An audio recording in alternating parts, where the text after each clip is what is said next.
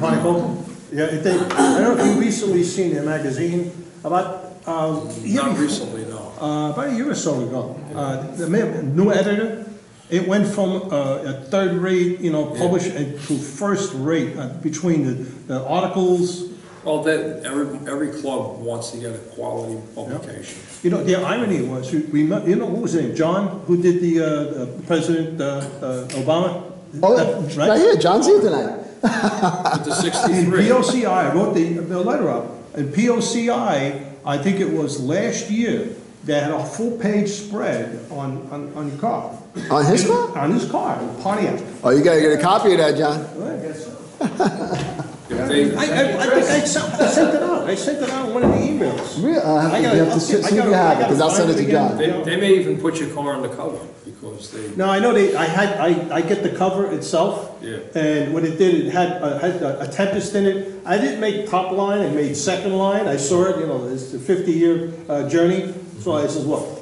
It was great. It's the fact that I actually made the magazine. You had to go 50 years. I could get a digital version of it, but I didn't want to spoil it. I think I'll wait till the magazine comes. Well, see, I'll get disappointed. The old-fashioned way, you like to just get it in the mail. Yeah, right. Right? The old-fashioned way. Yeah. Well, tonight I'm going to do part 2.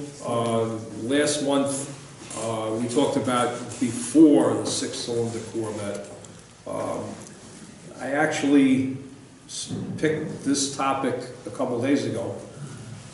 I got a call from a longtime client of mine who I insured a 1973 Corvette 454 convertible for her. She purchased the car new and had it for many years. I probably insured it for 20 years of the 40 or so years she owned it. And she had very little miles on it. The only thing is the car sat in the garage for a long time. So she calls me a few days ago. She has a friend who has an old Jaguar and she wants me to insure it for him. So I went through the whole routine of what I need to get it quoted. And so I looked up on the mantle and I said to her, I still have your trophy from your brother. And she says, oh, that's where that went. So the story goes like this, that for the 73 Corvette, I still have the broadcast sheet. I sold the car for her in 2008 or 9. And this is her loan paper from the car. So I still have some of the paperwork. But the car went to Virginia, and who knows where it is now, and the guy did a restoration on it.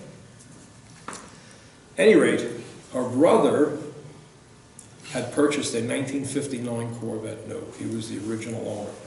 And I wrote the story in one of the magazines I write for, the Solid Axle Corvette Club magazine. I've been writing for this for 23 years.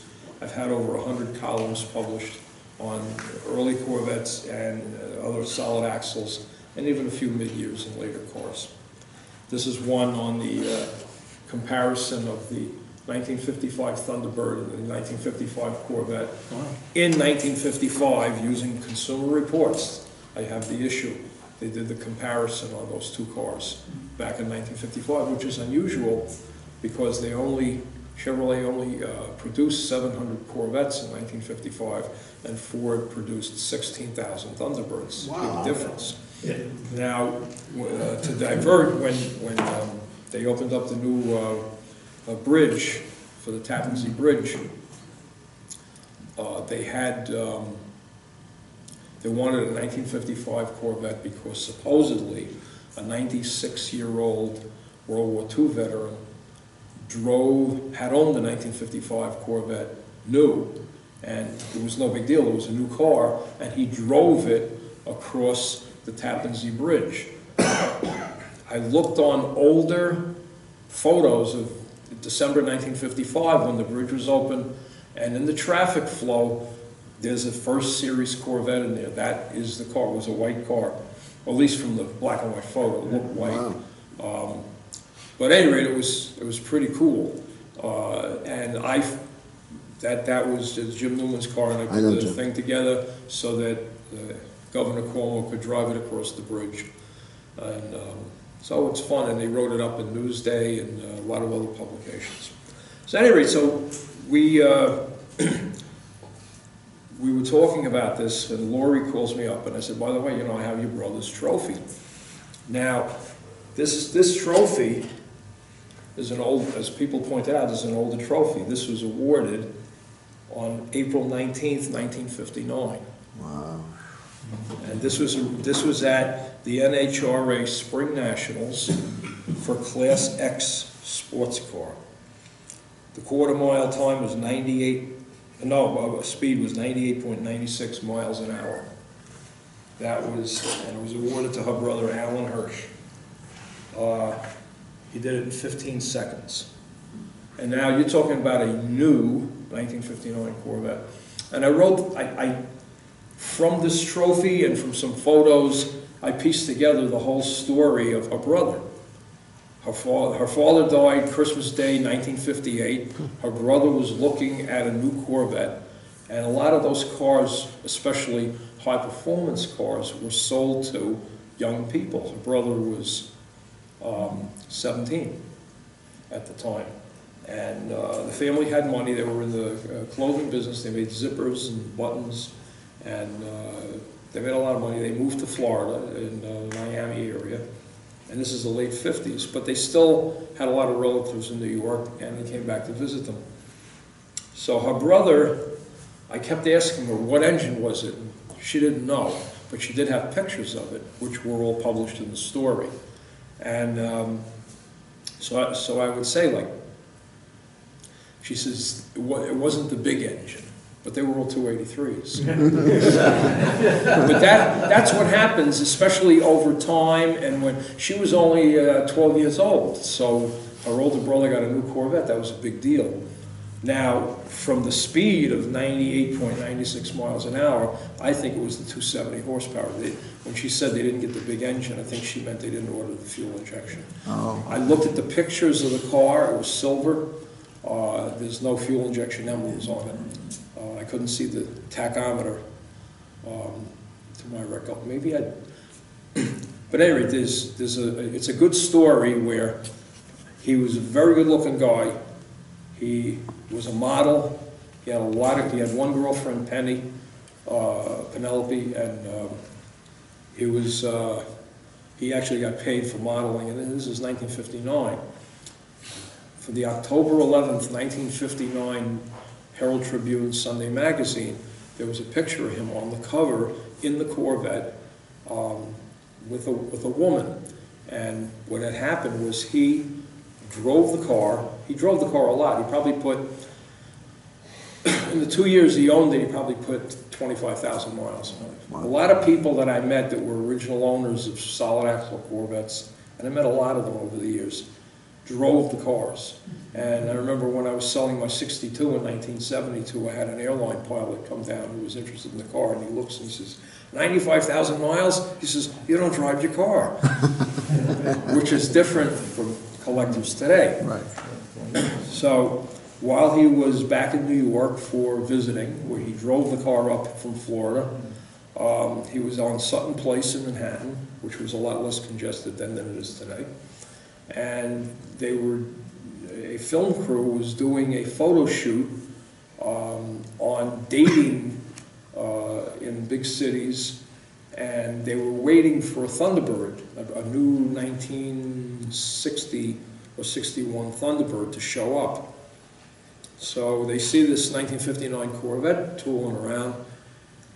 They hired him to do the photo shoot, and it was on the cover of the Herald Tribune magazine, and he got paid a little bit for it, and it's in the article. Wow. He was a very flamboyant guy. He joined the Playboy Club in Miami in 1960. I have a copy of his gold key. And he was a daredevil. He, April 19th of 1959, I mean, the car was a couple months old at best. So I was trying to figure out about what the serial number was. We don't know. It might have been purchased from Don Allen. Don't know that. I mean, there's no. I reconstructed the story with very limited information. But when you look at items like this and you pick up what's there, you can extrapolate back and interpolate and see and try to figure out and make some sense of the whole thing. He was in school and he used the car down in Miami, and he used the car to commute. I have several pictures of him and his girlfriend and the Corvette, and that's all in the article. In one of the issues, one of the many articles I wrote for the On Solid Ground magazine. Unfortunately, he liked boats, and he liked to chase waves, meaning crash into waves. You're talking around 1960, 61. And he was in a boat with his sister, Lori, who was 13 or 14 at the time, and his girlfriend, Penelope, and they were chasing waves, and they chased too big a wave. The boat flipped, and he got hit in the abdomen with the propeller and died in the hospital. And he was only 20 or 21. Wow. You know, so that was a big scar on the mother, because the husband died a couple years ago, and then the son died. So it was tragic. But this is the trophy, and I told her I have it. I'll return it to you. But this is a real NHRA all wood and marble trophy. No plastic then. This is real metal. Metal. And it gave a Class X sports car, and this is for a new solid lifted 283, 2.4 barrel, most likely 4-speed, posi rear, 1959 Corvette. And to do it in 15 seconds at a speed of 98 miles an hour, 99 miles an hour, it probably had a 370 or a 411 rear. So again, you try to figure out what the deal is. And these here are the artifacts of her 73, and she bought the 73 at that time because of her brother's interest in it, and she was very close with her family. So she bought the car new? She bought the 73 new, and kept it until about 9-10 years ago when I sold it for her, and it was all the option. That one had the big engine, 454, LS4, 4-speed, convertible, steering brakes, windows, air, leather, tilt, the whole shoot match. It was $7,200 or something. It's got I mean, the documentation, the guy that bought the car didn't care, or he just wanted photos. November 9th of 72, and it was here it is, 70, whatever it is, 69.19. What dealership did she buy it from? That I don't remember. It might have been Bay Chevrolet in Great Neck, because they were in Manhattan. Bay Chevrolet, Great Neck or whatever on Northern Boulevard, they sold a lot of high performance stuff. The big dealers years ago were Bay, and Bast was one. Court, which was another name. You had a lot of good stuff sold in Nassau and Suffolk County and Queens. A lot of deals, Jamaica Chevrolet. The people up here, they had the funds. They knew kids wanted these cars, and they made them available. And I wrote the whole story, and it's sort of like a little movie where, you know, you have a guy. We call the title of the article, "Oh, what a lucky man he was," because the guy played hard and lived hard, and I mean, it's like that rock and roll song, "Fighting the Chicks Off My Back," you know.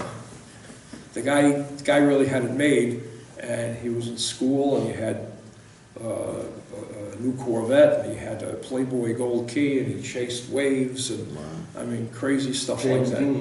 Yeah, exactly, something like that. Whatever happened to the car? Probably, again, I don't have all of that, but I would imagine that her mother just sold it back to the dealer for whatever they got for it. They had the money for it, and I guess he was promised a new Corvette.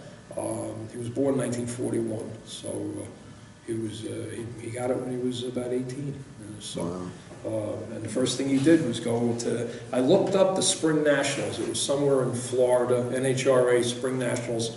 I forgot where it was, somewhere in northern Florida.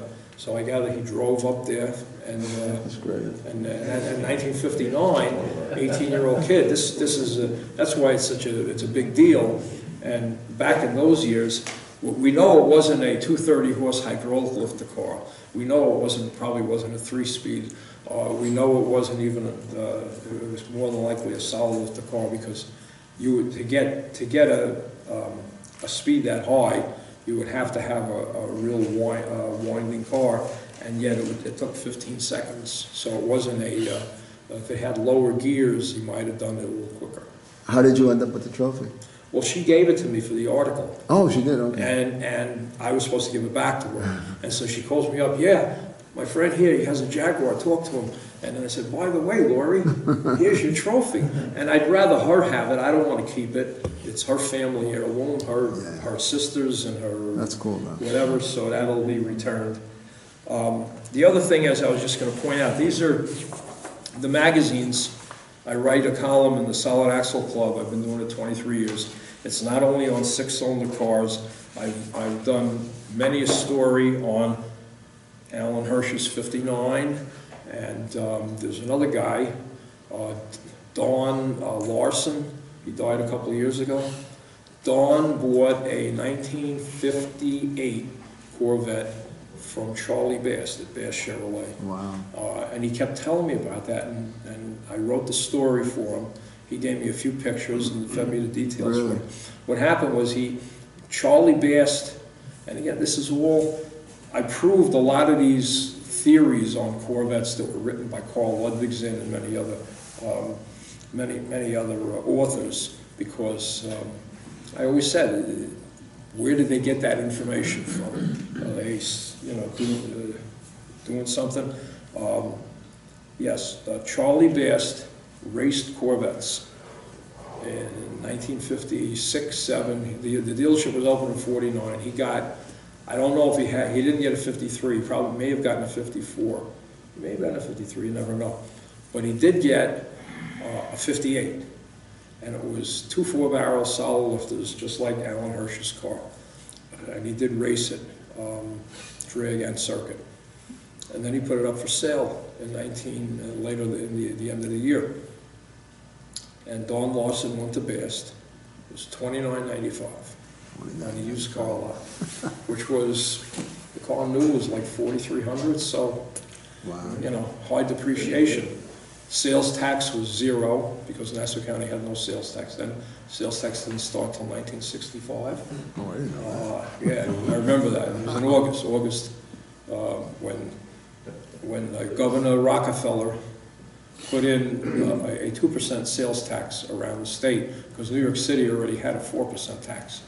All right. And Governor Rockefeller, the joke, David Fry used to joke around with him, and he'd say, the Long Island Railroad will be the best railroad in the country by October. I don't know what year, but sometime in October. And then he would say 90% of the trains are running on time, and to the other 10%.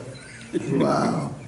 But the sales tax started in August of '65, and so there was no sales tax, $29.95, and he bought it, and he drove it, and he had pictures at Henry Austin Clark's Museum and Old Westbury Gardens before the antique car show was there. Wow. And it was just, I put all those in, and then I had another photo taken in Garden City by Saks Fifth Avenue in the parking lot of his wife with the car. And but here's the interesting story. He sold the car in 1961 to a guy in Massapequa, and the guy pulled the motor and put in a 348 and put ladder bars on it and drag raced it. So that's what happened. A lot of those cars were really, they lived a hard life very early. And a lot of these cars were not, it's not like today where people buy a car and you go 10 years, 15 years until it depreciates down to something for a kid. Back then, in the 1940s and 50s and even into the 60s, people would change cars every other year. And 2-year-old car, old.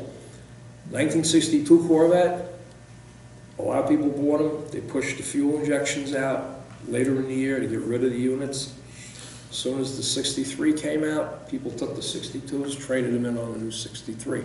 Dealers had 1-year-old 62s, trying to get rid of them. They discounted them heavily. And there were a lot of them available. Wow. And by 1965, 66, it was a dinosaur. Nobody, because now you had disc brakes, you had big block. So you had a 4-year-old car that was still a great car, but in the late model market, it was just an old dinosaur. So, and then by the 68, a lot of people looked at solid axle Corvettes and realized that the car was going to be valuable because it's already, you could see how antiquated it was, and yet people perceived it as a future collectible. And that's when people didn't really save cars, because people that were born in 1900, 1910, 1920, they didn't look at cars the way people that were born in 1940 or 50 or 60 looked at them. It wasn't a car culture. We didn't have that. It was an old piece of junk, and it gave you a headache. I mean, I had an uncle who drove cabs. He says, "What do you want to drive for? It's a headache," you know. And everything was an old jalopy and an old piece of junk. 5-year-old car, garbage. What do you know?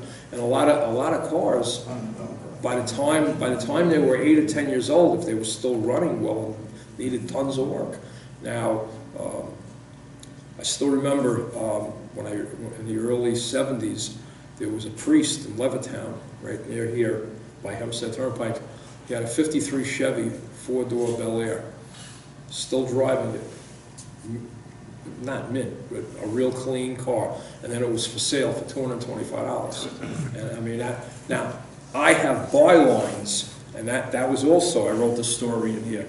I have bylines, 3 issues of them that I saved from February 1969. February 28th, and then like the 11th, and another one at the beginning of the month. They used to come out every Friday.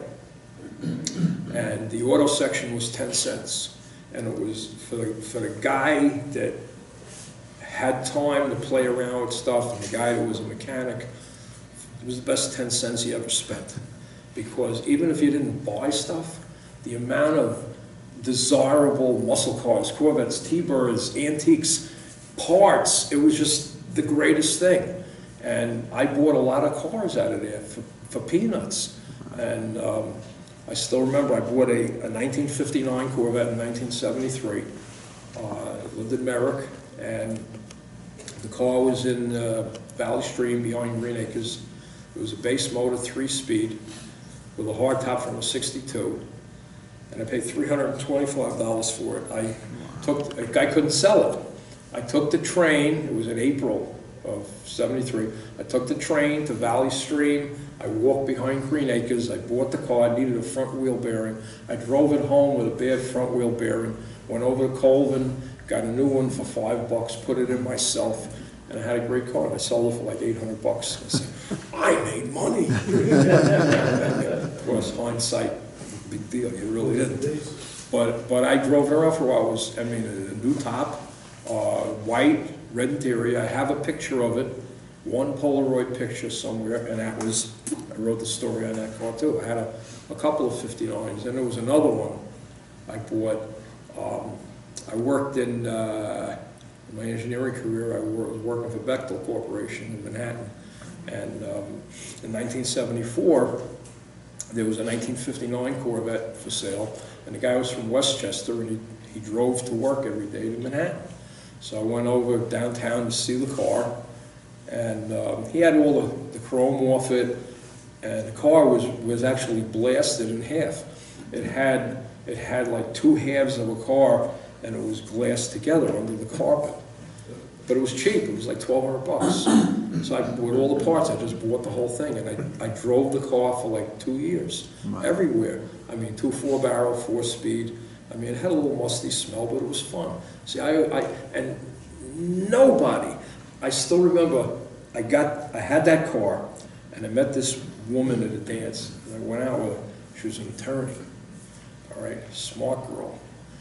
And My father was an attorney. So at any rate, this is the story. I dated her. We were going to go in the Corvette. The frickin' linkage rod snapped. I couldn't get it in. I could only get it into first. So we had to take her car. And back in the 70s, if that happens to you, forget the girl. Forget the girl. And if she's really good looking, really forget the girl.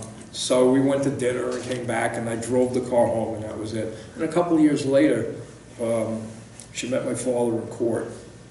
She was against, the clients were against her or whatever. So she says to him, Blay, are you related to an Alan Blay? And he says, oh, it's my son. And so she says, yeah, we had a date, and he had that old blue Corvette, and the shifter broke or something like that. He says, oh, my son with old cars, he doesn't know what a new car is. It was funny. So it all catches around. Yes. So, anybody have any other questions or anything they want to comment on the story or anything else? What do you think of Thunderbirds? When they did the comparison between the Vet and the Thunderbird? The Thunderbird was a totally different car, and Consumer Reports brought that out. Is that why it sold so many cars that year? Oh, Ford was, Robert McNamara was in charge of Ford for years. I mean, a marketing genius. There never was a better one. That's why JFK picked him for his defense secretary, I think it was. But Robert McNamara really had it on the head on his shoulders for marketing, and he knew. Chevrolet went down the rabbit hole, which is really good for us today, by not changing the brand, by making it fiberglass because it was cheaper to build the dies for it, by not making 100,000 cars a year, by keeping the exclusivity up. The Corvette News and later other magazines kept the car unique, and in doing so, and racing it, and in doing so, they had a totally different product than the Thunderbird. The Thunderbird, 55, 6, and 7, 54,000 cars were made, and they weren't even happy with that. They said, that's nothing. And in 58, they came out with the 4-seater. And then the platform changed in the 70s. They took a Monarch platform, and then there was a Marquis platform, and then a Continental platform. And the car grew big and small, and big and small. And then they made the Retro in 2002 to 2005, and then they canned it. So the Thunderbird went all over the place. And even though it sold more because it was more amenable to drive, you had power steering and power brakes. You could go like this with the wheel, and it had really good looks, and it looked like a Ford. The Corvette looked like nothing compared to the Chevrolet. I mean, the Corvette was unique, and it took a long time. You really need a large corporation with a lot of devoted people that were willing to work. I mean, I spoke with Ed Cole's wife. Ed Cole was the president of Chevrolet, and all through the 50s and 60s, he was there and put a lot of time. His wife, Dolly Cole, was at the Corvette Museum in 2001 when we had a reunion of the early cars. We had 26 of them. And she told me, when I was talking to her, she says, my husband gave his life for that company in these cars. The Corvette, he was all day and all night. It was a constant obsession. And because of that, you have, I mean, you're talking 65 years. It's the most collected car, and your total production is $1.7 million or something like that. I don't even think it's 2 million. It's like $1.7 million. In 1992, it broke 1 million. So you're not talking about, I mean, to Ford, 1 million cars in 40 years? What are you kidding?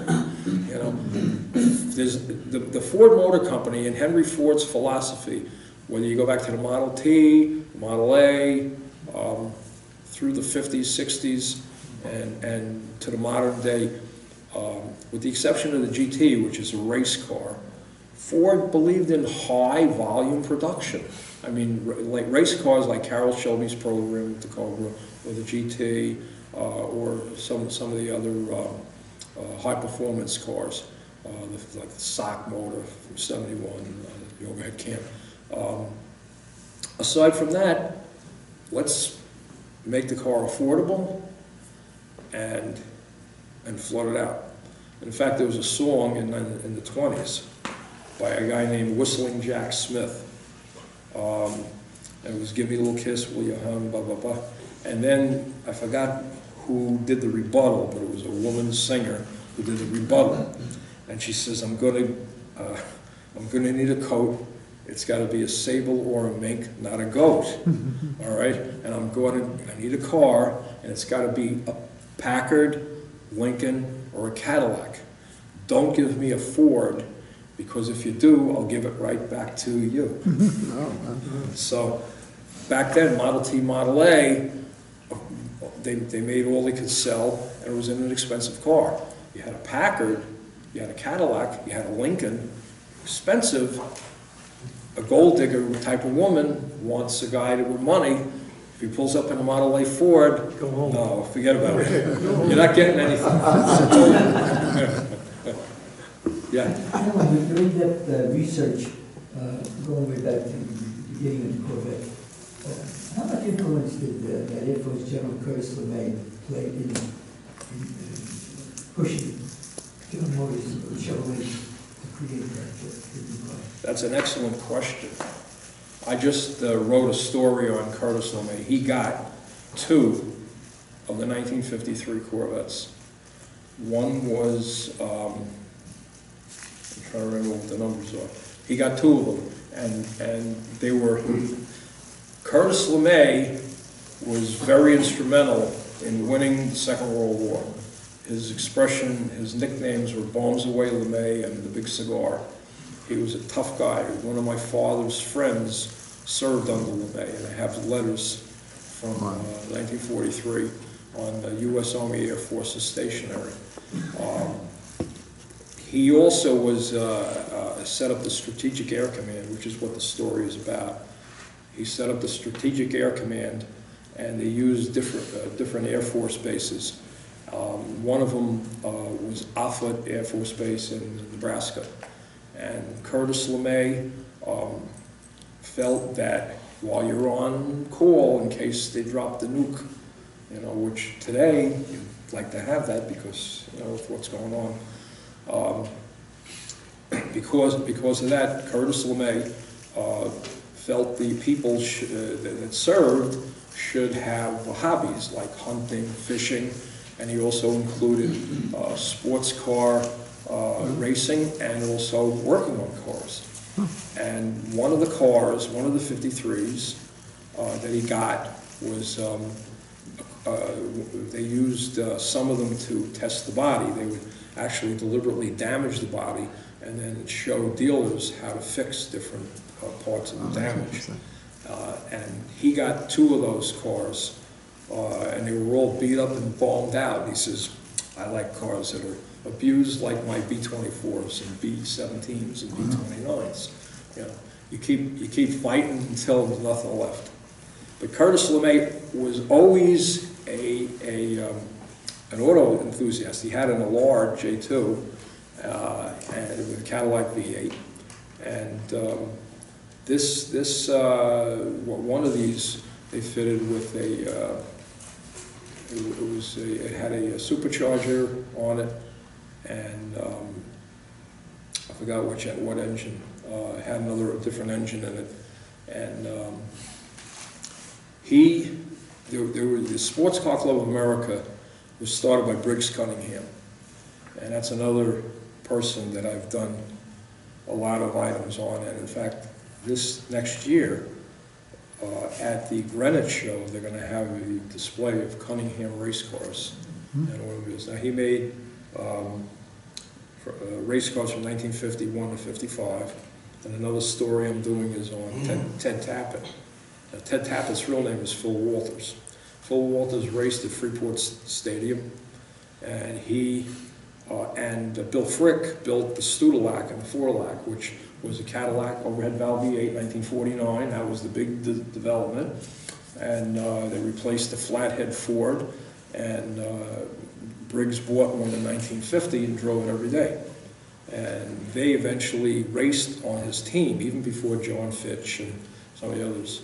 And then there's another guy who's very wealthy. See, Briggs Cunningham inherited a lot of money when he was a child, because his father was an old man when he fathered him. You know. This other guy was Jim Kimberly.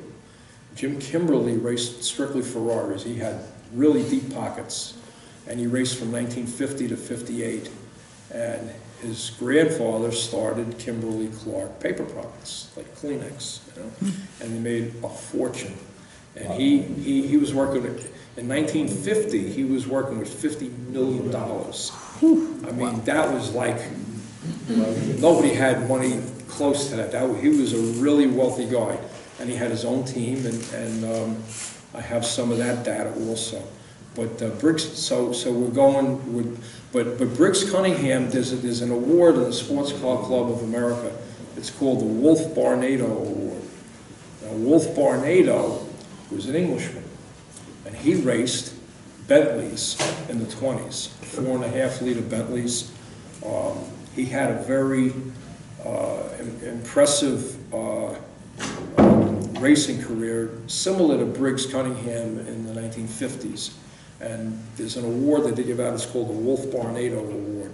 And in 1954, the recipient of the Wolf Barnado Award of the Sports Car Club of America was General Curtis LeMay. So that's probably why Ed Cole gave him 2 of the tested 1953s to play around with. Wow. And I have a photo from Hot Rod in April of 1955 with this guy, Hobart Ivins, at Offutt Air Force Base, installing the McCullough supercharger in the 1953 Corvette. And it had a whole story on both of those cars. And we didn't know that, we knew that the VIN number of one of them is number 144. 1953 Corvette number 144, and the other one we didn't know, but it turned out, we finally figured it out, it was number 31, and they were both shop order cars. They had a shop order. I just wrote the story on that, and we figured out with a past owner of the car, you know, the 2 cars that General LeMay got. So, but the story on General LeMay is very interesting, and then even in 1968, he was picked to run on the vice presidential side of the ticket with Governor Wallace. Now, George C. Wallace, governor of Alabama, was a segregationist, and he said his claim was always segregation today, segregation tomorrow, and segregation forever, which is, a lot of Southern Democrats were like that. They didn't like black people, and because they were black, that's it. And so by General LeMay accepting the vice presidential nod with Governor Wallace, he was pegged into the racist category. Wow. But they still won 5 states in the election in 1968. And they got 46 electoral votes. So it wasn't a shutout by any means. But people didn't vote for Wallace because of his stance on racism. They voted because Wallace really was a typical Southern Democrat, and I think the 5 states were in the South. But you can look it up. It's just interesting. Very interesting guy, and there's a lot of interesting things with automobiles and the people that bought them. See, what I focus on is not what Chevrolet made; it's who they appealed to, who bought them, who got them, and why they got them, and what they did with them. And I've got loads of stories in this magazine over the last 23 years. Can you get those online or what? You go to solidaxle.org and you join the club. It's another Corvette club. You don't have to own a solid axle to be a member. And we have a lot of members that don't own a solid axle. If we got more members, we could do more with color, and we could probably improve the magazine, because we do have a lot of good tech tips and a lot of good stories on solid axle Corvettes in there for all years. And whether it be modified or stock. See, again, it's not like NCRS where you got the wrong carburetor. You know, it's not like that at all. A lot of the people in this club have a 59 or a 62 that's got a 350 Goodwrench motor or a resto mod. Right. Any solid axle club or people interested in solid axle clubs can join. Solidaxle.org, and you can join online with a credit card. And we have 4 issues a year. Here's another one I wrote. This was on the 1954 Motorama, and the token that they gave out with the atomic ball clock and all 5 divisions of General Motors. And this was given out at the 1954 Motorama. They pop up on eBay every now and then and sell for $10, $20 or something. But there's a lot of neat stuff from the past that just makes everything more interesting to collect. Yeah, I have a question for you. Since you're a straight actor, what was your favorite year out of all of them that you owned? I had the most fun with my 62 because I bought it in 1969. I drove it every day. I had 2 theft attempts on it, and I had kill switches that saved the car. I saw the car at the Paint Corvette show in 1994. I just looked at it and I know the car. That's my car. 20867S 106725. That's the VIN number. That's great. Hey, and then the can guy you give me lotto says, numbers? and then the guy says to me, yeah, this was a real 4-speed car. I said, no. When I got it, it was a 3-speed base motor car. He says, this car was a 3-speed. Like, how do you know that? I said, I bought it in 1969. He says, this car? I said, yeah, this car. And it was 6725. And I had that all through Lycoa, all through up until 1974 when I sold it to a friend of a guy I became friends with. I went up to Frame Chevrolet, which is out of business, but Frame Chevrolet, in fact, there's a good story with this. Frame Chevrolet was, I'm in there with my 62, and I stripped the paint off the year before in front of the house, and I also rebuilt the engine the year before. And this is in South America, and when the machine shop came down, he looked around, he says, the people around here let you do this? Not that kind of a neighbor. Where's your Cadillac? You know, that's what my father said, what are you doing? You know, I said, no, this is better. So we had the car with no paint in front of Frame Chevrolet, and this guy really wanted to buy the car. I mean, it was. I said, look, you know, there's a lot of work and this back then. He says, I'll give you $2,200 for it. And at the time, that was like, I don't think anybody would have given me $1,000 for it the way I do it.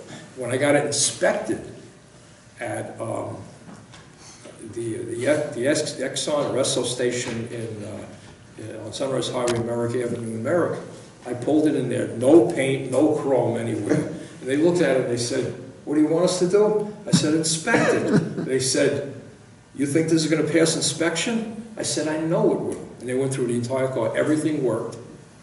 Brakes, lights, the whole bit. They said, we couldn't believe this. Passed inspection. So having it, he offers me $2,200. I sell him the car. And then I bought that 59 with the shifter that broke and all that. So I sold him the car, and he dumped, you're talking in 1975, he painted it. He did the interior. He didn't go to Alan Lock. He had his upholsterer stitch a new dash pad in it, new seat covers, carpet, used the original door panels, kick panels. I mean, he had about $4,000 in the car, and then he blew the motor, and he was getting divorced. And I still remember having a girl I was dating at the time. I met her. In fact, I met her with that car, and I took that 59 to a lot of places. That was a fun car too. And everybody looked at it and said, this needs work too. I said, they all need work. But I said, it doesn't matter if it doesn't look nice. The car runs and drives, and it's a blast. And you know what? A lot of people back in those years, in the 70s, people were getting into the collecting interest and stuff, and you were getting that type of venue, and people would stop you and ask you. It was more fun with a car like that because a 1969 or 70, I mean, people would just buy that new. I said, but this car here, you made all these friends, it was fun. Right. You know, the only thing is, when you met, you know, you're looking to meet a nice girl and you tell her, you know, I got a Corvette, it's got no chrome on it, no paint. Unless she's a car girl, there's like, you're weird, you know. That's funny. But I had a lot of fun with it, so I bought the car back from him with a bad engine for $1,900, and I put another engine in there, and then I sold it like 3 years later. I had another guy begging me for the car, and I also had it repainted because the paint job was a sloppy, terrible job, you know. And I had it repainted in Roman red lacquer with the red interior, beautiful car. And I sold it to this guy. You know, people say, where do you meet these people? He was very short. He was like 4'5". Wow. I mean, I still remember his name, Richard Passantino. I can't remember. And he couldn't reach the pedals. You know what he did? He cut off 2x4s and bolted them into the clutch and the brake so he could reach the pedals. Wow. And I saw the car at Chevy Showdown. He had it there in like 1977 or 78. And then I lost track of it until 1994. Saw it at the Pape Show, and then I haven't seen it since. But I know the VIN. Look.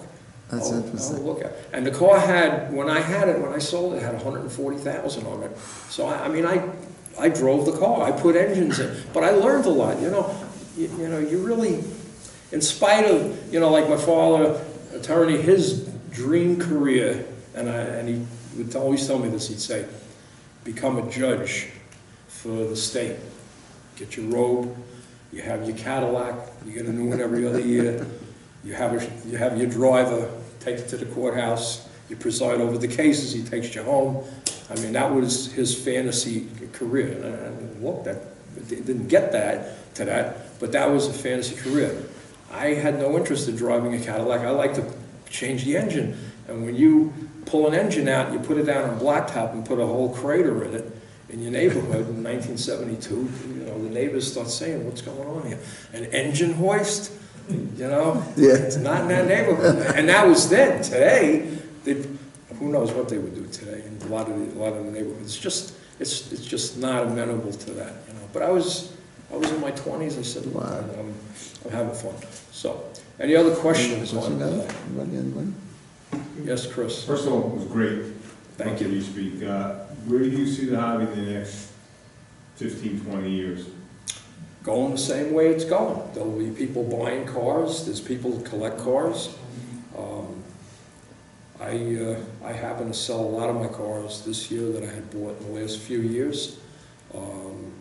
People are paying fair prices. Hopefully when the economy gets roaring again, where people not only just have a job, but they have money in the bank, and people can go out and buy something, and they can spend $40,000, $50,000, $60,000, $70,000. Everything will roar back. The mid-engine Corvette's coming out in 2020, I heard. So You got a new ZR19. the new ZR1. I mean, It's over 100. you have the Ford GT. You have, I mean, the Mustang is probably one of the best values for what it is. It's probably one of the best values out there. I mean, we're insuring later model cars. I mean, regard anything up to 2017 if I get it approved, because I don't deal with regular people in the insurance companies. I have my own people that I know for a long time, and I get discounts and I get stuff that's not usually available. But I'll tell people, look, just with the new cars, a lot of the GT performance cars, they have high-speed tires. You can't drive it in a snowstorm. It's just, you'll be all over the road. It's not that kind of a tire. So right there, it's not something you're going to drive all the time. And people aren't going to drive a high-speed car as transportation. It's just not the nature of the beast. And so those cars are really, if they're not a rare collectible, they're special interest. And there's always, the more limited production a car is, the more collectible it is. And one thing I'm working on with the insurers is to drop the rates. You don't have to charge $1,500 for a car that's going to be used like a Packard. Although you say, wow, the Packard, I say, I had one guy he's now 90, and he had a Model A Ford that I insured for him. He took it up to the meet up in Massachusetts, and this is probably 12 years ago, maybe even a little more. And he got hit by an '88 Mercury Marquis wagon. And the Model A turned over. He and his wife got drenched with gasoline. They were in the hospital for days. And the '88 Grand Marquis, nothing. Because those cars, those pre-war cars, Model A Fords, Model T Fords, you can't drive them in today's traffic. A guy with a 4x4 on the floor. I mean, you're endangering yourself. The old myth that, well, people don't drive them anymore, so there's no exposure on, that doesn't mean anything. All you need is somebody to get hit. It's costing you a lot of money, so you're not making money on a $90 premium. So there really is no good car. The good car is the car where the guy values the car, the guy feels that the car is special, and the enjoyment of owning it, driving it, and showing it is what they pursue. Not, gee, we're beating the insurance company. We're getting $4,000 worth of insurance for $1,500. People don't think like that anymore. It might have been true 10 to 20 years ago, and there's always going to be somebody with a 1989 Buick 4-door with rust that wants insurance for $100 so he can drive to work when his regular car breaks down. The other, I still remember another story on that. This is probably 25 years ago. We were shopping at Rickles, which is out of business, but this was in Levittown. And so in front of me, there's a 1950 Plymouth, and he's putting a new TV in the trunk and strapping it down. Of course, this is no flat screen. These are in the early 90s. And he had a 1950 plate on and everything. And so my girlfriend at the time, she says to me, yeah, well, he doesn't want to damage his new Cadillac, so he's using this $3,000 antique, you know. But see, today that car's not $3,000, it's $15,000, and so there's a different mentality there. But I'm very optimistic. I see the hobby alive and well. The younger people born after 1990, were not the car people where they changed their own engines and this and that, like we may have, but they still have the passion, and they also can relate. Japanese cars, for instance, Nissan Z cars, Toyota Celicas, those cars are really in the 70s and 80s. People are looking for good examples, and they're paying. I mean, I couldn't believe what people pay for that. A Volkswagen bus, $50,000. I said, you know, I said $100,000. I said we used to scrap those things. We'd laugh that people. You know who bought them? The hippies going to California. You know, in Playboy magazine, you get Playboy magazine, May of '73. It has a thing on sex in the automobile. It has each decade. It has the 1954 Corvette showing you how to do it. Parking. I'm serious. That's funny. And then it had the war years, you know, with the GI with the cigarette pack, Goose and his girl. And then they got into the '60s, and they have a Volkswagen bus with the hippies smoking pot, and with the flower power on the sign, and Playboy in the magazine. The caption was, "The Volkswagen bus gave new meaning to the expression, we came all the way from New York to LA." So if you ever go, I have a couple of those issues because of the '54 Corvette on Blueberry Hill and all of that. But if you find it at a flea market or in a bookstore, you buy it because it's a good read. It's page 10, like a 99. Hey, look, it's like things like that appeal to me. You know, it's just cool funny stuff. That's great. What year magazine was that? Playboy, May 1973. Hey, 1973. You know, look. No, my buddy just got back in the mid '70s, they used to have a flea market at Green Acres, not the drive-in by where Green Acres Mall was, And so I went there with my girlfriend, we're going to the, and I said, do you have May 1973 Playboy? They said, what's in May 1973? They were all looking, because maybe they could sell it to me and charge more money, you know. This guy wants that issue for some reason. See, today a lot of those magazines, like you would get May 1975 for somebody that they were born that month, they would give them Playboy from that month as a gift. That's usually the most logical thing. Any other questions? Thank you very much. All right, thank you so much. Appreciate it. Just 1 second, you brought up the kill switches, I just want to tell everybody, I don't know if they've seen it online. It's for new cars now. In the old day, kill switches were great because you could put them anywhere, find out what is fused, and keep the car from running, and just open it up and put a switch on it. Well, it's applying again today. There's a new device out. If you have a key fob for your car, and it opens up your doors, and even worse, it starts like my truck, auto start. What they do is they have 2 devices, and they're on online. There's a video. 2 guys do it. They say they finally got somebody on video because the house had a camera on it. One guy walks up to the house with his device. He gets the signal from the key fob by the front door. His device sends it to the guy in the driveway.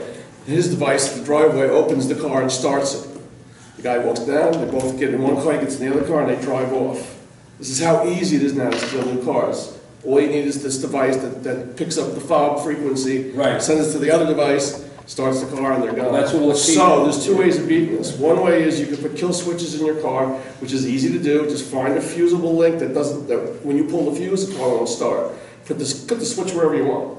The other way is get a box in your house where it'll hold the frequency of your key fobs, and make sure you put your keys in them when you go home. And then it'll cut the frequency down. Because cars are going to be disappearing like you wouldn't believe now. Steering wheel's locked.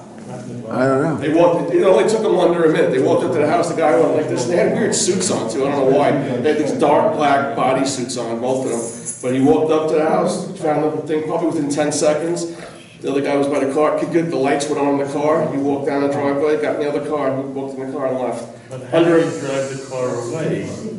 Because when you remote start a car, you can't move it. You have to have unless they got it cloned, they can, and then, okay. Well, the box that they have is doing, he keeps it with him when he gets in the car. It's doing everything the fob key would do. So he's not leaving the car, and then like if you take your fob now and you walk away from your car, it won't go into gear.